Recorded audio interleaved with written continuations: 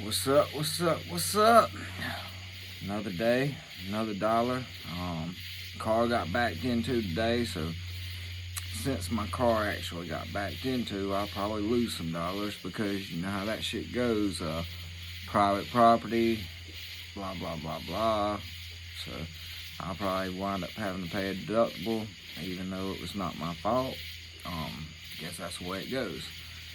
But since I'm working 7 days a week, 12 hours a day, banking out pretty well, I'm not even gonna stress the money. I've told everybody if I get through 2020 and A, I'm alive, B, I'm employed still, and C, we don't have a socialist government, I'm gonna thank my blessings and I'm not gonna complain about shit.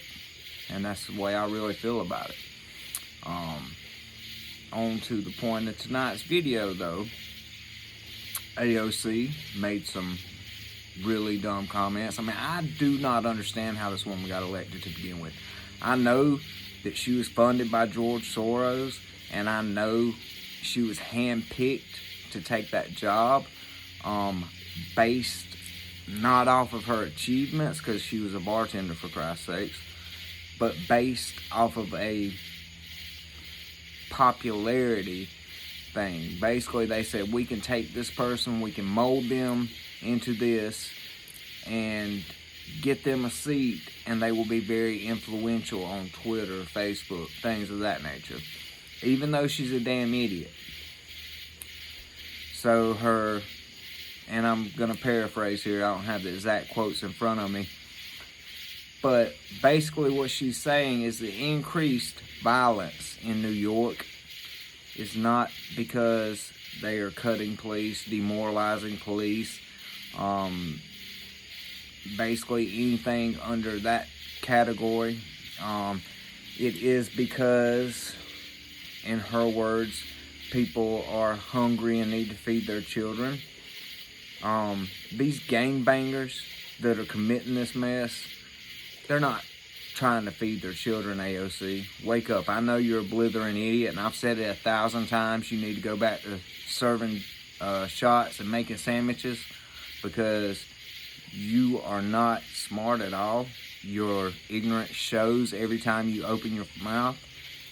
You have no idea what you're talking about 90% of the time.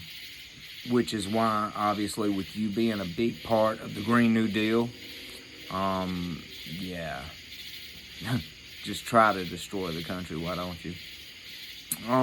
But going off of that and going forward with that, I want to say something.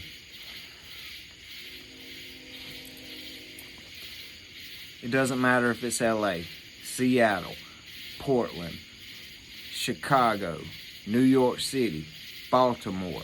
It doesn't matter which one of these failing cities it is.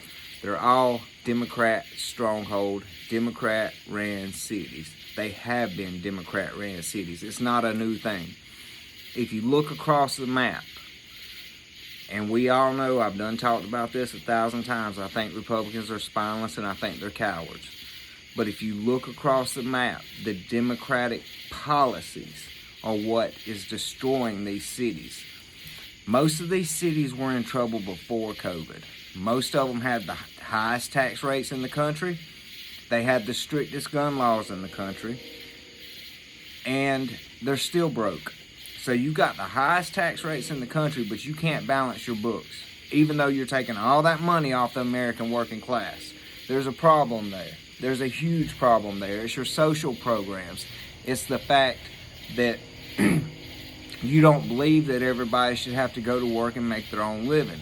It's the fact that you don't believe in law and order. You believe in the exact opposite. It's the fact that you don't believe that American working class people should be able to retain their own money to put back in their households, their small businesses, to their family and their kids. For Christ's sakes, you want to do a death tax. I mean, you're going to tax people on their death when families are grieving and stuff. I mean, it's the left's programs and all of their policies are horrible. Horrible. Again, the crime rates in these places are through the roof. You don't see crime rates like that in red states. The reason you don't see crime rates like that in red states is because we're not bending over backwards to try to accommodate criminals. And you can say, well, Jamie, you know everybody deserves a second chance. Well, yes, they do. I don't care who you are. You commit a crime, and we're talking about a regular crime here. We're not talking about murdering 3 people, raping a woman, something of that nature.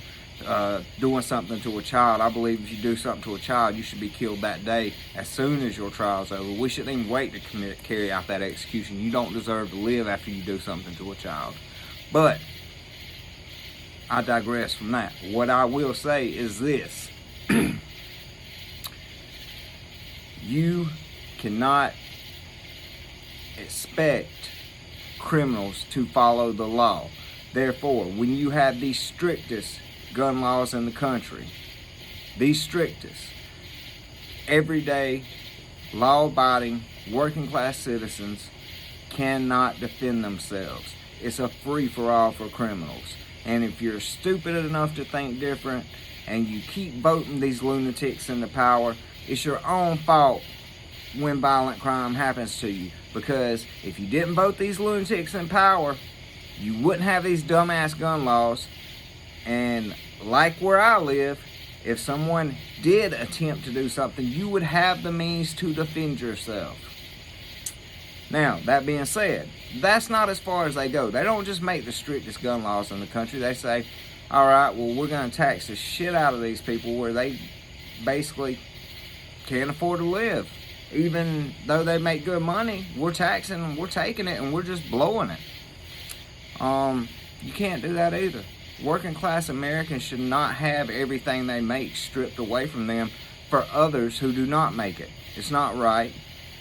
You can't redistribute our wealth. We should all say no. Everybody should stand against that. And then the other point. These new no bail laws and things like that, how's that working out for you?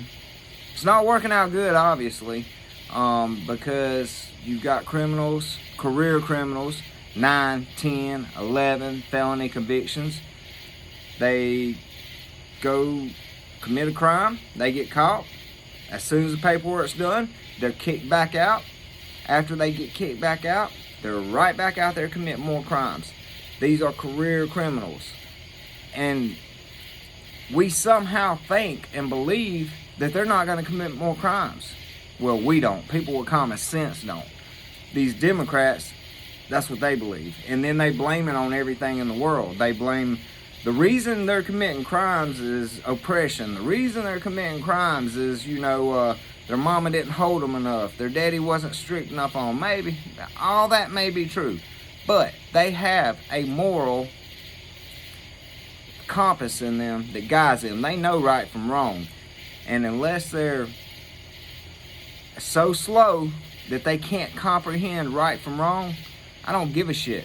Once they get past strike 2, strike 3, you're out. You should not be allowed to have 9, 10, 11, 12 violent crimes and still be released on the community. I know this from experience, even where I live. We have career criminals, and what they do, they go to prison over and over and over and over. They get released back into society over and over and over. And all they do is plague working class Americans who work their asses off to get somewhere, and they're trying to take it. That's all they do. We've got to draw a line somewhere. And our country's just ass backwards right now. We're ass backwards. I'm fed up with it.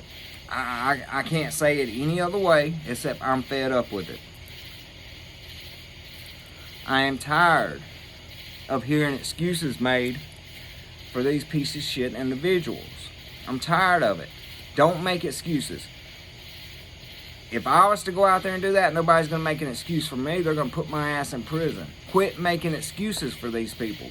whoever they are, whether they're white, black, purple, yellow, orange, green, I don't give a shit who they're sleeping with. I don't care what they look like. I don't care if they think they're a man, woman, dog, alien. I don't give a shit what they think they are. If they're committing crimes, we need to stop making excuses for them. They have a moral compass. They know right from wrong. If they choose to do wrong, then they should have to pay for that. Do not make excuses. That just empowers them. But on top of all of that, as if that's not enough, then we watch when one of these career criminals decides to assault someone else, attack someone else, fight with the cops, break into someone's home and is killed. The list goes on and on. When they do that, then it's hands across America for these assholes. They're fucking assholes. They're criminals. Career criminals. Why on God's green earth do we want to hold career criminals up like they're Jesus himself? They're not. They don't walk on water. They are career criminals. We should handle them and be done with it. The fact that every single time a career criminal gets out here and gets themselves killed. Okay, let me say that again. I want the world to understand what I'm saying. A career criminal gets out and gets themselves killed by attacking an officer of the law. When that happens, we have got to quit trying to blame the officers of the law. You can't do that. Now, out of all the cases I've seen, George Floyd, excessive force. Those officers should be held to account. I agree with it 100%. Hold them all to account. There was another case I saw. I can't remember the guy's exact name. Shot unlawfully. You could tell it was unlawful shooting. Yeah, hold them to account. Should be. No questions asked. But when you have someone blatantly attack the cops and then they get killed, I don't want to hear no whining. I don't want to hear no blaming it on the cops. It's not the cops' fault. The cops were doing their job. They put their life on the line day in and day out. If someone is attacking them and attempting to do them harm, and I'm not saying they deserve to die. What I'm saying is, you put yourself in that position, you know the outcome to that could be death. Okay? Individual responsibility. That's what that is. You have individual responsibility. If you took it upon yourself to attack an officer, to attack a citizen who might be armed, to break in someone's house. Matter of fact, I saw one story down in Florida. Woman's at work. Her alarm goes off. She looks down on the camera. She sees that someone is in her house. She leaves work. She goes home. She catches them. She shoots them. She kills them. Within hours, the person's sister is doing an interview because, they can't stay out in front of the cameras. When this kind of shit goes on, we got to get on camera and blame everybody but the person responsible. So, blaming the homeowner, saying basically, what right did she have to shoot him? He was just trying to take her stuff because he didn't have it. He didn't have it, so he wanted it, so he went to take it from her. What right did she have to kill him? Well, I'll tell you what right she had to kill him. He invaded her home. He was stealing her personal belongings. And he was a threat to her when she came home and caught him. She had every right to shoot him and kill him. I would have done the same exact thing, as would many, many, many Americans across this country. I would never, let me say this so everybody's clear on it, I would never take a life unless my life was threatened. So I may have handled that situation a little differently because I don't put as much meaning on personal belongings.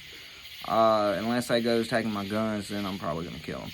But, if they're stealing something you know, even a TV, computer, car, I don't care. It's a tool. You know, if you're going to steal that, hell, I'll get another one. It's not a big deal. I'll pay the insurance. I'll get another one. If you're going to take something else from me, if I can avoid harming you, I will. I would like to hold you till the police got there. But the second you come at me and you're a threat, I'm going to take you out of the world. Nobody's going to have to worry about you again. You're gone. You're done. We, as American citizens, do not have to put up with that shit. We don't have to, and we shouldn't have to. We work too hard, like I said. Right now, I'm working 7 days a week, 12 hours a day. I'm not doing that so somebody can come take my stuff. I'm not doing that so the government can take my money and reallocate it to someone who either A, hasn't gotten up off their ass and done it for themselves, B, wants to sit around smoking pot and work at McDonald's for the rest of their life, or C, is not a citizen of this country but wants all the benefits of this country. I don't have to support any of them. I'm not obligated to. I'm obligated to myself and my family. I'm obligated to pay my taxes, but I am not letting someone take 50 to 70% of my check. Now, you think I'm on a rant. I'm not on a rant. What I'm doing is I'm pointing out the hypocrisy and how terrible our government, Democrats and Republicans, how terrible they are for working class Americans. The reason they're terrible for working class Americans is because they're not working class Americans. They've never been working class Americans. 90% of our politicians went from Ivy League schools, from wealthy families. They've never lived like the average working class American, and that's the problem in the country. They have all these great ideas, all these wonderful ideas of what to do with your money and my money, but their money ain't going out like that. And you know how you can tell they're hypocrites? Because they will tell you all day long how to spend your money, but they protect their money.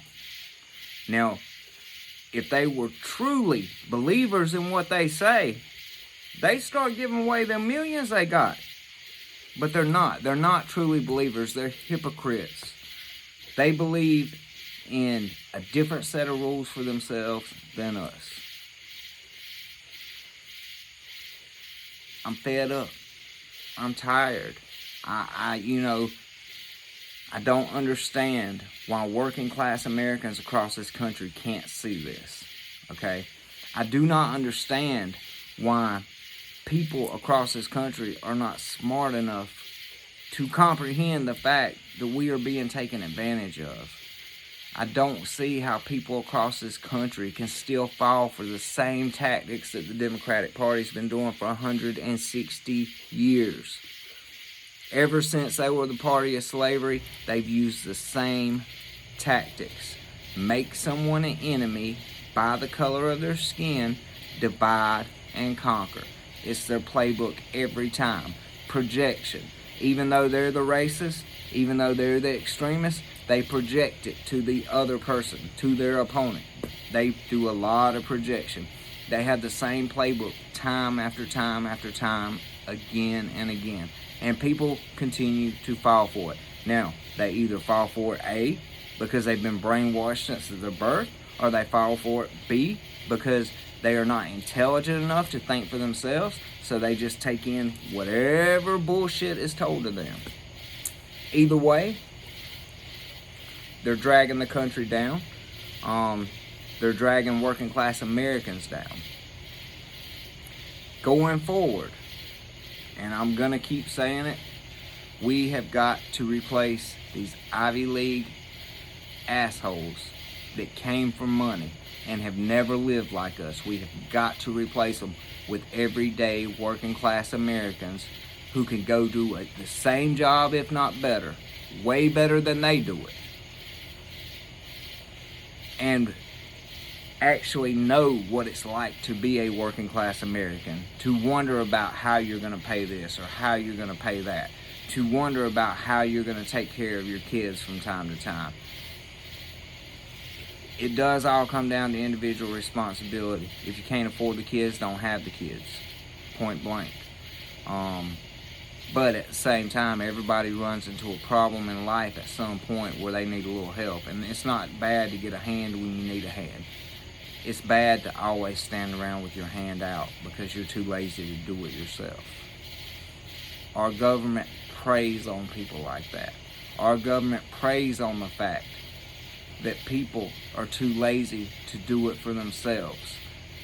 That's the reason they create the social programs. That's the reason they have all the fake injustice and the fake outrage and try to divide and conquer to get power. They want unbridled big government power. Unbridled big government spending of our money. Not their money, our money. America has to wake up. If we do not wake up, we're going to lose everything. If we don't lose everything, we will be pushed into civil unrest like you've never seen before, and from there it's just going to spiral. I know lots and lots of people just like me, and I'm going to tell you, the day our government starts coming for our weapons the way Beto and Biden and AOC and everybody says, the day this happens, they will start a war. The Second Amendment tells us that we have the right to defend ourselves from tyranny. If these socialists, if these far left extremists get control and get power, at that point the government has become tyrannical. At that point, I, like many other Americans, will not stand for it. I'm hoping and praying that the silent majority comes through just like it did in 2016. If it does not, all I can say is everybody who voted for the other side can blame themselves when they're working and they're only getting to keep 40% of their paycheck. And whenever you start being told that you're not important enough to be able to drive a vehicle because of fossil fuels, you're not important enough to be able to travel where you want to travel, you're not important enough to make decisions in your own life, and we're coming for your firearms, we're going to defund the police so you will have no one to protect you, and then we're going to take your firearms so you can't protect yourself. When that happens, every one of you that voted and went for the other side, I'm going to laugh in your face. And I hate to just sound like an asshole, but I'm going to be an asshole about it. I'm going to laugh in your face. I'm not going to give you any aid. And whatever happens to you, happens to you. I have set up the provisions to protect me, to protect my family. I have set up provisions to where I have enough to protect many people around me. I've prepared. Lots of people like me have prepared. I will not put my family out for someone who went the other side. Won't happen. I will laugh in your face and I'll be an asshole. And you will deserve it, because all you have to do is open your eyes and you can see what's going on. And because it's an unpopular, and when I say unpopular, it's not unpopular amongst Americans, it's unpopular amongst social media, amongst all the people with big mouths. That's who it's unpopular with. Because it's an unpopular thought, you don't want to recognize it, and it might burn you in the end. We'll see how it goes.